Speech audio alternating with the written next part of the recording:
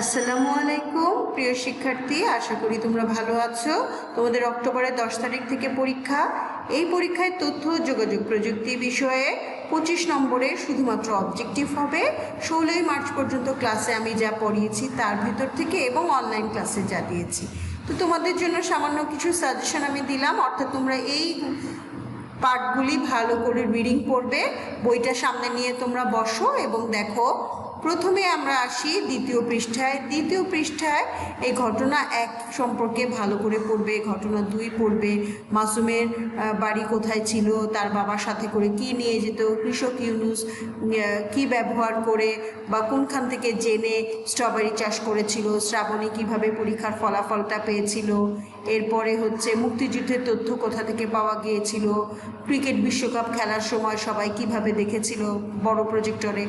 এইখানে দেখো নিচের প্যারায় আছে তথ্য দেওয়া নেওয়ার জন্য নিশ্চয়ই কোনো না কোনো প্রযুক্তি ব্যবহার করা হয়েছে। এই তথ্য দেওয়া নেওয়া বা সংরক্ষণ করার যে প্রযুক্তি, সেটাই হচ্ছে তথ্য প্রযুক্তি।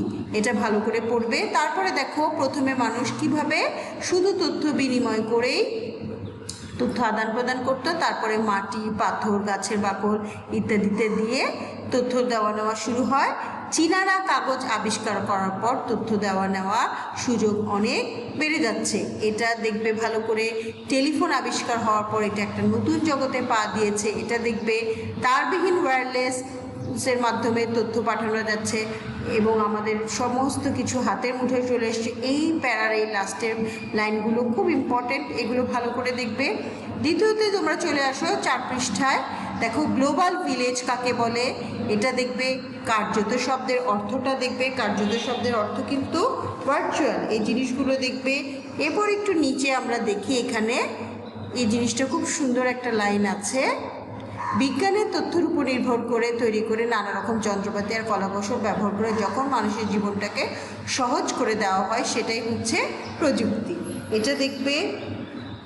এরপরে আমরা 5 পৃষ্ঠায় চলে আসি। ENIAC কম্পিউটার সম্পর্কে লাল লাইনটা, দাগ দেওয়া লাইনটা দেখবে। নিচে আমরা একটু দেখি, এখান থেকে এই লাইনগুলো খুব ইম্পর্টেন্ট। এই যে তথ্য দেওয়া নেওয়ার জন্য, এই যে যোগাযোগ সহজ করার জন্য অপটিক্যাল ফাইবার বা উপগ্রহ ব্যবহার করা হচ্ছে।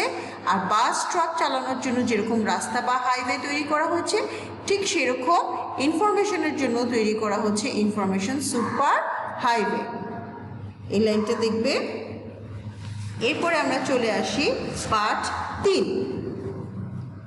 পাঠ 3-এ আমরা একটু খেয়াল করি। পাঠ 3-এ উপাত্তকে কি বলছে, আর উপাত্ত আর প্রেক্ষাপট মিলে একটা তথ্য বা ইনফরমেশন তৈরি হয়। এটা অবশ্যই ভালো করে এই লাইনগুলো তোমরা দেখবে। এরপরে চলে আসি পৃষ্ঠা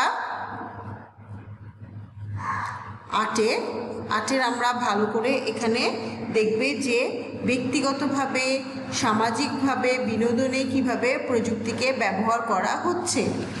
পৃষ্ঠা 10-এ চলে আসো। কোন কোন ক্ষেত্রে, শিক্ষাক্ষেত্রে। তারপরে আইসিটির পূর্ণ রূপটা অবশ্যই ভালো করে দেখবে। শিক্ষাক্ষেত্রে দেখো ডিজিটালে একটা ডিজিটাল ডিভাইসে ইবুকে কয়েক হাজার বই রাখা যায়, এটা খেয়াল করবে।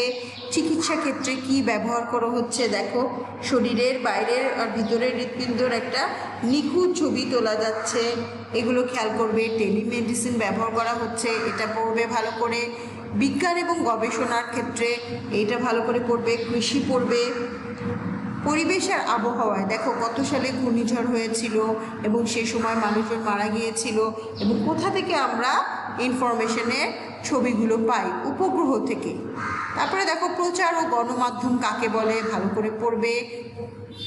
তারপরে দেখো প্রকাশনা, আমাদের বইগুলো কোথায় থাকে, nctv.gov.bd, এটা দেখবে। ব্যাংকের বিষয়টা দেখবে, কাকে ব্যাংক হোল্ডার বলা হয় এবং ATM এর পূর্ণ রূপ কি, অটোমেটেড টেলার মেশিন, সেটা দেখবে। শিল্প সংস্কৃতিতে দেখবে যে কতটি ছবি ব্যবহার করা হয়েছিল 1 সেকেন্ড অ্যানিমেশনের জন্য, খুব ভালো করে দেখবে। এবং দৈনন্দিন জীবনেও আইসিটির ব্যবহারটা দেখবে তোমরা আপাতত। আর এখানে আরেকটা জিনিস আছে 7 ও 8, এটা তো দেখবে দৈনন্দিন জীবনে। ই গভর্নেন্স, কোনটাকে ই গভর্নেন্স বলে, আইসিটির ব্যবহার কোনটাকে ই গভর্নেন্স বলে এটা দেখবে। এবং এখানে দেখো 7-8 পৃষ্ঠায় তথ্য যোগাযোগ প্রযুক্তির গুরুত্ব, এই পৃষ্ঠাটা একটু ভালো করে রিডিং করবে এবং দেখো প্রযুক্তি দিয়ে কী কী করা যাচ্ছে। এই প্রথম অধ্যায়ে এই অংশগুলো তোমরা খুব ভালো করে রিডিং পড়বে।